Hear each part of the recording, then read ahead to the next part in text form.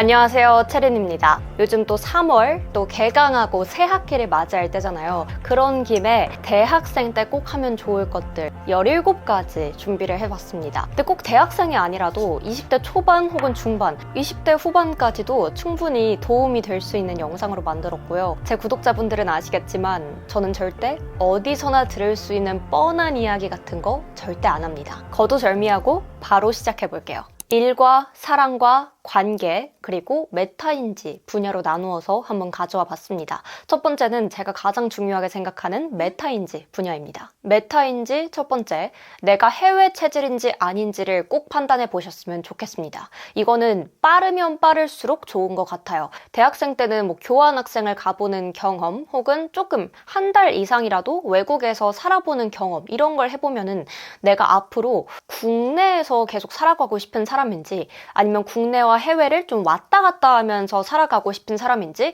아니면 조금 더 해외에 중심을 두고 살아가고 싶은 사람인지를 좀 계획해 보는 게 굉장히 삥 돌아갈 수 있는 길을 스트레이트로 한 번에 뚫어주는 방법이라고 생각하거든요. 제가 오늘 메타인지에서 얘기하는 것들은 사실 20대 초반, 중반에 할수록 좋지만 그 후에 해도 상관없어요. 대신 좀 돌아가게 될 수 있다는 겁니다. 특히 저는 여행은 다녀봤는데 여행에서는 뭐 안 좋은 사람이 얼마나 있겠어요? 근데 또 미국 교환학생 가서 살아보니까 저는 영어 하는 거 좋아하고 외국 문화 좋아하고 덕질을 해도 무조건 외국 해외 연예인 덕질하고 뭐 이랬기 때문에 저 완전 미국 체질일 줄 알았단 말이에요. 막상 가보니까 저는 한국이 훨씬 좋았습니다. 뭐 다양한 이유가 있었겠지만 어쨌든 이건 각자 체질의 문제인 것 같아요. 또 성향의 문제이기도 하고 내가 삶에서 중요하게 생각하는 것, 내가 에너지를 얻는 것, 이런 게 어떤 것인가에 따라서 정말 다른 것 같은데, 오히려 제 친구 중에 절대 해외에서 안 살 것 같았던 친구가 해외 한번 갔다 오고 완전 인생이 바뀌어서 나는 취업도 해외에서 할 거고 대학원도 해외로 갈 거고 앞으로 그냥 해외에 내 베이스를 두고 살고 싶어, 이런 친구도 있었고요. 혹은 그 정도까지는 아니지만 왔다 갔다 하면서 리프레시 하면서 살고 싶어, 이런 친구도 있었어요. 그래서 이거는 정말 경험해 보면서 나는 앞으로 내 인생에서 해외와 국내 중 어디에 더 비중을 두고 살아갈 것인가를 빠르면 빠를수록 판단해보면 스트레이트로 뚫고 나갈 수 있을 것 같아요. 두 번째, 같은 맥락에서 메타인지할 부분인데요. 나는 혼자 일하고 싶은 사람인가 아니면 협력하고 싶은 사람인가를 따져보는 거예요. 저는 완전 혼자 일하고 싶다 파거든요. 그래서 1인 기업, 1인 사업을 하고 있고 또 이런 제 삶이 너무너무 행복하고 만족스러워요. 그런데 누군가는 나는 혼자 일하니까 너무 외롭고 뭔가 혼자 성공해도 성취감이 안 느껴져. 나는 어떤 공동의 목표를 위해서 다 같이 협력해서 어떤 결과물을 내고 으쌰으쌰 했을 때 더 성취감이 느껴지고 행복한 것 같아, 이런 친구도 있더라고요. 특히 E인 경우에 많이 그렇고요. 전 MBTI가 I에 가까워서 혼자 일하는 게 너무 좋은데, 그래서 저는 괜히 어디 회사에 오랫동안 근무하다가 퇴사하는 그런 엔딩이 아니라 처음부터 이렇게 프리랜서로서 1인 기업, 1인 사업가로서 살아가는 게 너무 좋은 선택이었다고 생각이 되는데, 나의 체질은 어떤 체질인지 한번 판단해 보시면 좋겠고요. 저는 그걸 어떻게 판단할 수 있었냐면, 원래 저는 내가 이렇게까지 열심히 공부했고 나름 대학교도 좋은 대학을 갔으면은 네임밸류를 얻을 수 있는, 누구나 들었을 때 와 할 수 있는 대기업을 가서 대기업 조직 문화도 경험하고 그런 사람들이랑 같이 어울리면서 일을 하고 싶다라는 생각이 예전엔 있었습니다. 근데 제가 대기업은 아니지만 쫌쫌따리 인턴을 해봤어요. 근데 하다 보니까 사실 내가 혼자서 유튜브를 올리거나 혼자서 사업을 했으면 내 직감상 전 피거든요. 이게 맞을 것 같은데? 그러면은 일단 시도해봐. 시도해보고 결과를 보면은 또 인사이트를 얻을 수 있잖아 하고 일단 시도하고 실패하고 또 그런 와중에 또 성공하고 이러면서 뭔가 저의 능력치와 사회적인 어떤 성취를 쌓아가는 사람이었는데, 다 같이 일해야 되는 조직 안에서는 내가 직감적으로 이건 된다, 이건 시도해볼 가치가 있다라고 해도 그냥 시도를 바로 할 수 있는 게 아니라 보고서를 쓰고 이걸 왜 해야 되는지를 설득하는 PPT를 만들어야 되고, 그거를 엑셀을 통해서 혹은 무슨 수치와 자료를 조사해서 이걸 해야 되는 타당한 이유를 다 설명하고 설득해야 되는 절차가 굉장히 있는 거죠. 근데 저는 조직 안에선 당연히 필요한 거고 이걸 존중하지 않는 건 아닌데, 제가 혼자 일할 때 그냥 막 부딪혀보고 실패하고 그 와중에 성공한 게 터지고 이러면서 성공하는 그런 역동적인 일하는 방식이 저랑 되게 잘 맞았는데, 하나를 뭔가 하려고 아이디어가 떠올라도 끼익 멈췄다 가고 이런 것들이 저한테는 좀 낭비라고 느껴지고 이걸 굳이 해야 되나? 왜 해야 되지? 라는 의욕이 상실되더라고요. 그러면서 저는 나는 내가 조금 좀 빠르게 애자일하게 의사를 결정하고 실패하더라도 일단 시도를 해보고 거기서 뭔가 인사이트를 얻을 수 있는 1인 사업가가 되고 싶다라는 결심을 하게 됐고, 또 그거를 자연스럽게 하기 위해서 많은 돈이 들면 안 되잖아요. 그러다 보니까 무자본 창업 이런 쪽에 좀 더 관심을 갖고 지금의 제가 있을 수 있게 된 거죠. 근데 이거는 진짜 사람 성향마다 다르고, 나는 주는 일을 딱 정해줬을 때 그걸 갖고 열심히 성실하게 하는 사람이야 라고 했으면은 또 다른 게 맞을 수 있겠죠. 이런 거에 대해서 스스로 많은 경험을 통해서 판단해 보는 게 필요할 것 같습니다. 그러려면 두 가지 다 경험을 해봐야겠죠. 세 번째, 여기서 이어지는 건데, 나는 창작형 인간인가 아니면은 창작형 인간의 반대가 뭐가 있을까요? 약간 사무형 인간인가? 이런 걸 판단해 보면 좋은 것 같은데, 누군가가 나한테 특정한 일을 시켜줬을 때 이걸 진짜 야물딱지게 완벽하게 해내고 거기서 성취감을 얻는 사람이야, 누군가의 인정으로부터 또 성취감을 얻는 사람이야 라고 하는 과인지, 아니면은 나는 누가 시키지 않아도 무언가 내가 하고 싶은 게 생기면은 막 그걸 막 만들고 창조하고 부딪혀 보는 데에서 성취감을 얻고, 어떤 논리적인 이유로서 무언가를 실행하는 게 아니라 나의 직감과 나의 영감을 통해서 팍 떠오르는 무언가를 창작해낼 때 행복을 얻는 스타일이야. 그거를 좀 판단해 보면 좋을 것 같아요. 이것도 창작형 인간인지 사무형 인간인지에 따라서 완전 나의 커리어의 결이 달라질 수 있고, 확장할 수 있는 일의 결도 완전히 달라지는 영역이니까 다양한 것들을 시도해 보면서 나의 성향을 판단해 보기에 좋은 메타인지 지표라고 생각합니다. 네 번째, 나를 설레게 하는 것들을 미리 써놓는 거예요. 저는 주기적으로 인생 노잼 시기가 오는 사람이거든요. 근데 그럴 때 뭘 해도 재미가 없다 이렇게 되면은 정말 우울해져요. 그런데 또 어떨 때는 인생이 너무 재밌고 너무 하고 싶은 게 많아서 바빠서 정신없을 때가 있는데, 그런 인생 유잼 시기일 때 하고 싶은 것들, 내가 살면서 죽기 전에 뭐 보고 싶은 영화, 드라마여도 되고요, 보고 싶은 책이어도 되고, 아니면 작게는 나는 요런 카페에 가서 요거 마시면서 요 디저트 먹으면서 요런 노트에 이쁘게 공부를 하면서 정리하는 시간이 너무 행복해. 이런 사소한 것들이라도 다 적어놓는 거예요. 나의 삶에서 설렘을 주는 포인트들. 그걸 적어 놓으면은 내가 인생 노잼 시기가 와서 나는 뭘 해도 재미없어 이런 마인드가 되었을 때도 아, 나 이거 좋아했었지 라는 걸 좀 빠르게 찾고 다시 회복할 수 있는 것 같아요. 그래서 저는 저랑 데이트를 한다고 생각해요. 내가 내 연인이라서 나라는 인생 노잼이라고 슬퍼하고 있는 나라는 아이를 내가 사랑하니까 끌고 데려와서 데이트할 거다.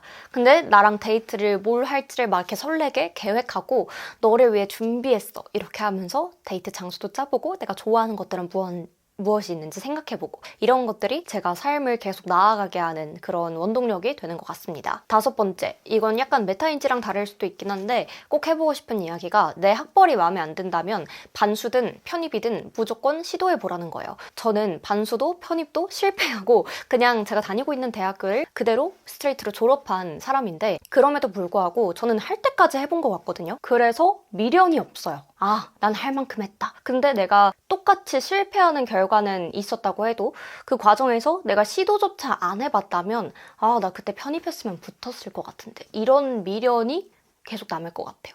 근데 그런 게 안 남는 게 저는 되게 중요한 것 같고, 뭔가 대학을 올리고 싶은 이유가 어떤 네임밸류일 수도 있지만 그 대학만의 문화나 그 대학의 뭐 전경이라던가 뭔가 사소한 그런 문화적인 포인트들도 있을 수 있잖아요. 근데 대학교 때는 몰랐는데 제가 대학원을 준비를 해보고 이러면서 느낀 게, 그거는 그냥 대학원 가서 다 즐길 수 있어요. 그런 문화, 이런 뭐 대학교가 예쁘다 뭐 이런 것들 있잖아요. 대학원 가서 다 즐기면 되고, 요즘 뭐 대학원생이라고 대학생들 문화 못 즐기고 이런 분위기가 아니거든요. 근데 또 대학교는 진짜 한 급간 올리기가 엄청 힘들고 또 열심히 공부해본 사람으로서 엄청난 시간과 노력이 필요한데, 대학원은 사실 그렇지 않아요. 대학원도 물론 어렵게 가시는 분들도 있지만 대학이랑 비교하면 정말 너무 쉽게 원하는 곳을 비교적 갈 수 있기 때문에, 아, 내가 학벌에 미련이 남는 이유가 어떤 그냥 그 대학을 가보고 싶어 이런 느낌이라면 그냥 대학원을 가도 충분히 해결이 됩니다. 그 다음에 두 번째, 커리어적인 측면에서 이야기를 해볼게요. 첫 번째, 한 가지만 파지 마라.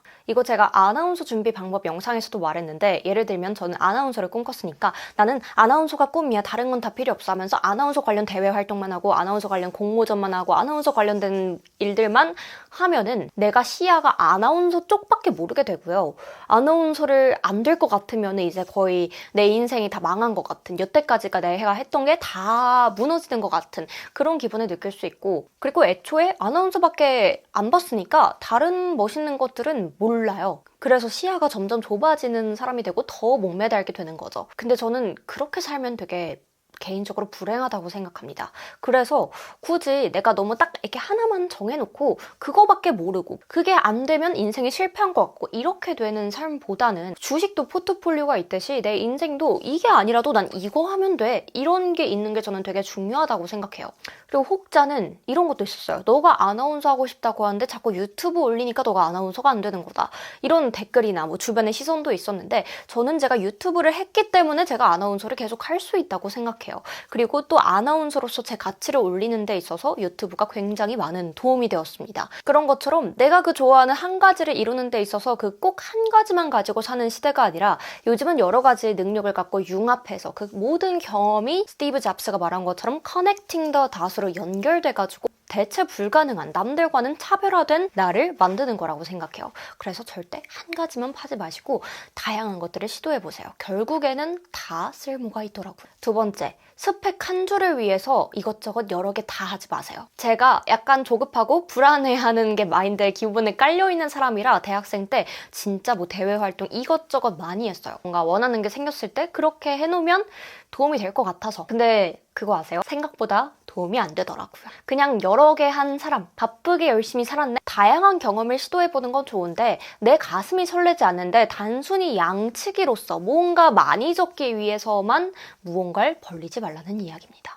세 번째, 그만두는 걸 두려워하지 말라입니다. 이건 조금 욕먹을 수도 있긴 한데, 사실 뭐 동아리라든지 뭐 다른 일이라든지 이런 것들을 중간에 하다가 그만두는 거는 누군가에게 좀 피해를 줄 수 있는 일이기도 해요. 그래서 그 피해를 준다면, 나 때문에 어떤 문제가 생겼다면 그 문제는 최소화하고 나오는 게 당연히 맞고요. 미안하다는 마음을 갖는 건 당연한 전제로 이야기를 하겠습니다. 그럼에도 불구하고 저는 무언가를 시도했을 때 그 시도한 것들이 특히 20대 초반 대학생 때는, 그리고 그 이후에 이 지금의 삶에서도 절대 당연히 내가 생각했던 것과 다 일치할 수 없다고 생각해요. 그냥 내가 시도한 거니까 끝까지 남들한테 피해 줄까 봐 미안해서 시선 때문에 그걸 끝까지 이고 가는 게 저는 별로 반대합니다. 우리는 아직 우리 스스로에 대해서 잘 모르고 그 과정에서 여러 가지를 시도하고 있는데, 예를 들면 2년 동안 해야 되는 일이 있었을 때 내가 한 3개월 해봤는데 이건 아니다 싶었다. 근데 그냥 미안해서 2년 내내 했다? 이거는 솔직히 너무 우리의 중요한 시간과 에너지와 다른 것들을 할 수 있는 기회비용을 날리고 있는 거라고 생각합니다. 내가 아니라고 생각이 들면 너무 질질 끌 필요 없다고 생각해요. 특히 누군가를 뽑는 입장에서는 나 말고도 뽑을 사람이 아주 많습니다. 네 번째, 스피치, 말하기 능력은 그냥 무조건 배워두자.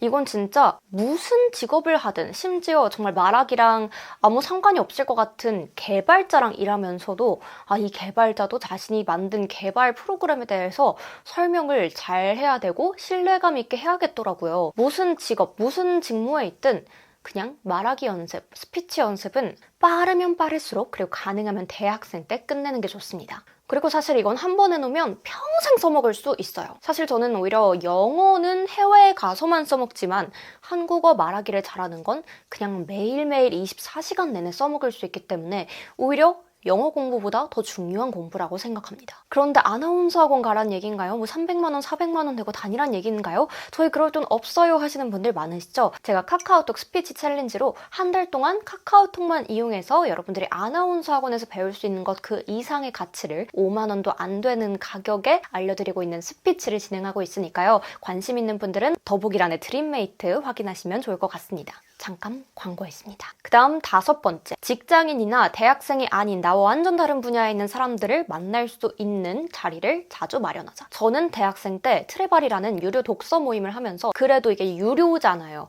그러다 보니까 어느 정도 직장에서 자리도 잡고 자기 개발에 대한 욕구도 확실한 사람들이 어느 정도 한번 걸러져서 만나는 그런 독서 모임을 하면서 대학교만 다니면 이 대학생들의 시야에만 갇히게 돼요. 동아리, 친구 관계, 취업 준비 여기에만 갇히는 게 싫었어요. 그런데 이런 직장인이라던가 뭐 프리랜서라거나 이미 사회에 성공한 사람들이나 이런 사람들이 많은 독서 모임 같은 걸 다니고 기성세대, 사회인들과 어울리고 대화를 나누면서 나의 시야가 대학생 이렇게 굳어져 있는 게 아니라 훨씬 더 유연하고 쪼물쪼물쪼물 말랑말랑하게 연결이 될 수 있었던 것 같고, 그런 것들을 결국에는 제가 대학을 졸업하기도 전에 사업을 하고 1인 사업가로서 어느 정도 성과를 내고 프리랜서로서 자리를 잡을 수 있는 데 도움이 됐다고 생각합니다. 그리고 커리어 측면에서 마지막 6번째, SNS는 꼭 하세요. 특히 얼굴이 나오지 않아도 되고, 요즘은 GPT나 뭐 AI가 너무 발달해서 얼굴이나 목소리, 개인정보 없이도 할 수 있는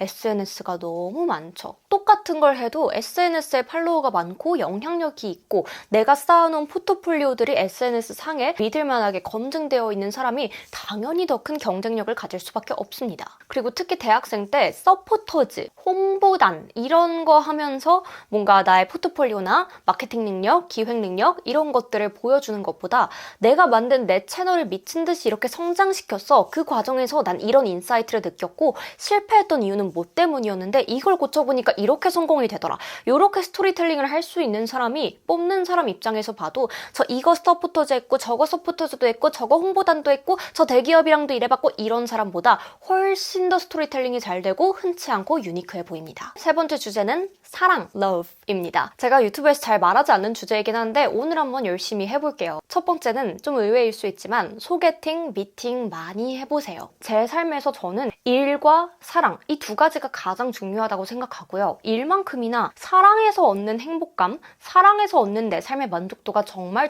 큰 사람이에요. 제가 원하는 이상형이나 스타일이 좀 확고하기 때문에 자연스러운 만남만으로는 내가 딱 원하는 사람들이 잘 나타나지 않더라고요. 근데 내 삶에서 일만큼이나 사랑이 중요한 사람이라면 충분히 적극적인 노력을 해서 그 행복을 얻어야 하지 않겠습니까? 그걸 위한 노력으로서 저는 주변에 소개팅, 미팅 많이 해달라고 얘기하고 다녔고 실제로 정말 많이 하고 다녔습니다. 근데 뭐 대학생 때 그렇게 해서 소문이 뭐 안 좋게 나는 경우도 있을 수 있다고 하는데 알바인가? 라고 저는 생각을 합니다. 특히 여러 명을 사귀지 않아도 이 소개팅이라는 되게 밀도 높은 경험을 해보면서 저는 제가 원하는 연애, 제가 원하는 사랑 관계에 대해서 되게 많은 걸 알 수 있었고 관계에서뿐만 아니라 그냥 저라는 사람의 메타인지도 확 높아졌던 게 바로 이 소개팅, 미팅 경험이라고 생각해요. 예를 들면 나는 외모가 내 취향이면은 다 오케이인 줄 알았는데 생각보다 말하는 게 깨면은 남자로 안 보이구나 라던가 뭔가 내가 혼자서 상상하고 생각하고 매체를 통해서만 느끼는 나의 삶의 기준과는 굉장히 다른 이상형이 나타났을 때도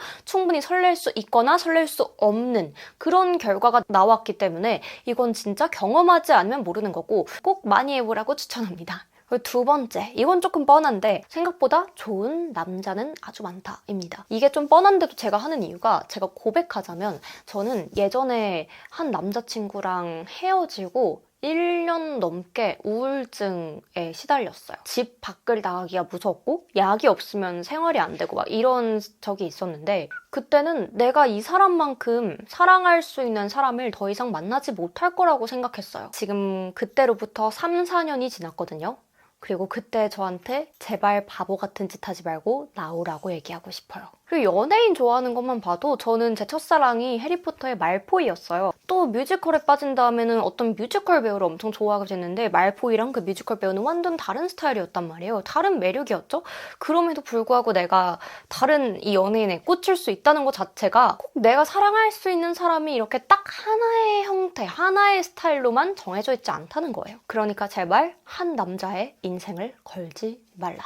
그 다음은 돈 이야기입니다. 가장 제가 중요하게 생각하는 원칙 첫 번째는 나는 다른 거엔 돈 다 안 써도 여기에는 써야 돼. 이것도 내가 돈을 못 쓰고 이거 할 만큼도 돈을 못 벌면 나는 좀 내 인생의 만족도가 많이 낮을 것 같아. 내가 좀 비참하다고 느껴질 것 같아. 라는 어떤 분야 이런 것들을 정해놓는 게 좋고 그걸 하려면 얼마가 필요한지도 정확히 생각해보는 게 좋을 것 같아요. 그리고 반대로 나는 사람들이 다 좋다는데 난 굳이 거기엔 돈 안 써도 될 듯? 이런 게 있을 수도 있어요. 예를 들면 저는 여행이 그랬어요. 저는 제 집에서 책 읽고 유튜브 보는 게 더 행복해요. 그래서 꼭 사람들이 돈이 많다고 해서 하는 것과 내가 돈이 많다고 해서 하고 싶은 게 다를 수 있어요. 예를 들면은 저는 피규어가 취미인데 뭐 피규어를 할 때마다 항상 행복하고 좋은 건 아니지만 내가 돈이 없어서 피규어를 못 할 때가 되면은 좀 내 스스로가 많이 실망스럽고 내 인생이 많이 실망스러울 것 같다고 느껴요. 그래서 내가 적어도 피규어 정도는 너무 쪼들리지 않으면서 할 수 있는 만큼은 벌어야겠다 라는 라는 게 제 기준인데 이런 자신 나름의 기준을 가지고 있는 게 되게 앞으로의 삶의 방향성을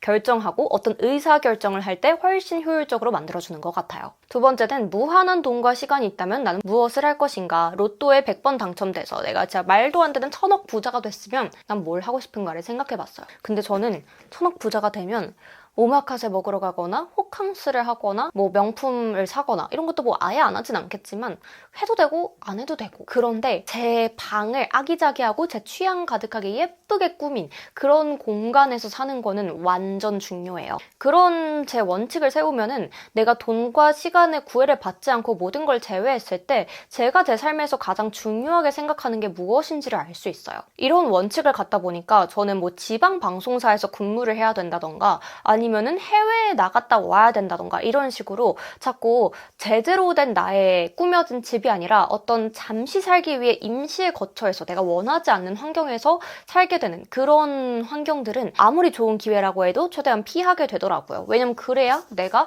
내 삶의 만족도가 훨씬 높다는 거를 알게 됐기 때문이에요. 이런 것들도 꼭 알아야 되는 기준이라고 생각합니다. 세 번째는 용돈 받지 말고 온전히 내가 벌고 온전히 내가 쓰는 경험을 해보세요. 제 친구들 중에서 부모님이 계속 용돈을 지원해 주시는 경우도 많이 봤어요. 물론 그건 아주 럭키비키하고 좋은 일이지만 내 경제관념을 잡고 앞으로의 인생을 계획하는 데 있어서는 조금 좋은 방법은 아니라고 생각합니다. 그래서 내가 용돈을 받지 않고 온전히 내가 돈을 벌어보고 그러다 보면 그 돈의 소중함을 알게 되고 아끼게 되거든요. 그리고 아꼈을 때 난 무엇을 하고 싶은지 이런 것들, 내 소비 습관 이런 것들을 조금 더 정확히 알아보는 경험이 분명히 중요하다고 생각합니다. 마지막 돈에 대한 이야기는 배우는 데는 마음껏 써라. 왜냐면 저는 그때 당시에 너무 비싸다고 생각하면서 다녔던 학원들, 배웠던 것들, 그걸 익힘을 통해서 그 투자를 통해서 그 몇십 배 혹은 몇 백 배에 달하는 수익을 나중에 가서 거뒀다고 생각해요. 근데 그때 제가 그게 비싸다고 투자하지 않았다면 지금 절대 그만큼 못 벌 거다라고 생각합니다. 특히 20대 초중반에 무언가 새로운 것을 배우는 경험은 당장은 비싸 보일 수 있겠지만 결국에는 그게 몇 배가 돼서 돌아올 수 있다고 생각합니다. 나의 가능성을 투자하는 그런 새로운 배움에 대해서는 돈을 최대한 아끼지 말고 투자하라고 이야기하고 싶어요. 마지막은 관계에 대해서도 잠깐 짚고 갈게요. 대학생분들께 말하고 싶은 건 첫 번째, 졸업하면 어차피 볼 사람들만 봅니다. 저도 대학생 때 뭐 동아리도 이것저것 많이 하고 대외 활동도 하고 또 대학교에서 그냥 친한 친구들도 있고 되게 인간관계가 많았는데 그게 어느 순간 감당이 안 되더라고요. 그러면서 그 사람들 모두를 챙기려고 하고 모든 모임에 참석하려다 보니까 제 삶이 없다는 생각이 들었어요. 그래서 저는 그걸 좀 쳐내기 시작했고 정말 제가 좋아하는 친구들만 만나기 시작했는데 뒷얘기를 들어보면 체린이는 항상 바빠, 체린이는 항상 안 놀아, 우리랑 안 놀아 이런 식으로 좀 얘기가 나올 수 있는데 어쩔 수 없다고 생각해요. 왜냐면 졸업하면 어차피 볼 사람들만 볼 거거든요. 모든 사람을 다 챙기려고 하지 않고 제가 정말 일부의 사람들에게만 시간을 투자했던 게 졸업하고 나서 보니까 정말 현명했다, 잘했다 라고 생각이 됩니다. 그리고 마지막으로 고등학교, 중학교 친구들이랑 의식적으로라도 연락을 먼저 하세요. 저는 고등학교 때 만났던 친구들에게 되게 큰 애정을 가지고 있어요. 근데 사실 고등학교 땐 심지어 전 기숙사 살았는데 그때만큼 대학교 가고 사회에 나가면은 자주 공통점도 없고 만나게 될 일도 없고 같이 대화가 통하는 주제도 되게 작아지잖아요. 그런데 여기서 연락도 안 해버리고 어떤 노력을 하지 않으면은 멀어질 수밖에 없다고 생각해요. 그래서 이건 되게 의식적으로 어느 정도는 주기적으로 먼저 연락하고 작게는 친구가 스토리 올리면 하트라도 달아주고